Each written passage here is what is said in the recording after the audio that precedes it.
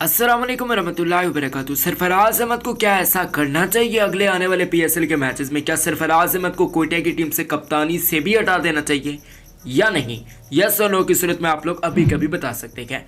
कोयटा की परफॉर्मेंस नाकिस तरीके की है, इसके बावजूद सरफराज अहमद का जो बिहेवियर है वो सबसे बड़ा तस्वुर किया जाता है कोयटा की घटिया परफॉर्मेंस की वजह से। क्योंकि आज जो उस्मान कंचनवारी के साथ सरफराज अहमद ने किया है वो किसी से ढका छुपा नहीं किया। मतलब ये कि शैकीन ने उनको ना उनकी माँ को छोड़ा है ना उनकी बहन को छोड़ा है। मैं सही बता रहा हूँ, फेसबुक पर आप जाकर देखें तो इतनी गंदी गंदी गालियां दिया सरफराज अहमद को उस्मान कंचनवारी। मेरे ख्याल से क्रिकेट के मैच के अंदर ऐसा होता रहता है, मगर सरफराज अहमद जो खिलाड़ी की तजलील करते हैं वो भी इंतहाई नाकिस होता है। जितनी भी इस चीज़ की मजम्मत की जाए उतनी ही कम है। आप इस पर क्या राय रखते हैं आप लोग मेरे को कमेंट सेक्शन में जरूर बताइएगा आपकी राय। बेसिकली नाजरीन, आपने देखा होगा कि सरफराज अहमद को आज गुस्सा इस वजह से लग रहा था क्योंकि मोहम्मद हफीज पिटाई कर रहा था। टिका टिका के दो है मोहम्मद हफीज ने, जबकि उनके साथ फखरे पाकिस्तान फखर जमान मौजूद है जिन्होंने कोई कसर नहीं छोड़ी। छक्के चौके मार मार के सरफराज अहमद की यही हालत पहुंचा दिया। मतलब ये कि वो ब्लड प्रेशर के मरीज बनते जा अक्सर नाजरीन तो यहाँ तक भी दावा करे कि गए कि उस्मान कंचनवारी को जब सरफराज अहमद ने इंतही नाकिस किस्म की, घटिया किस्म की,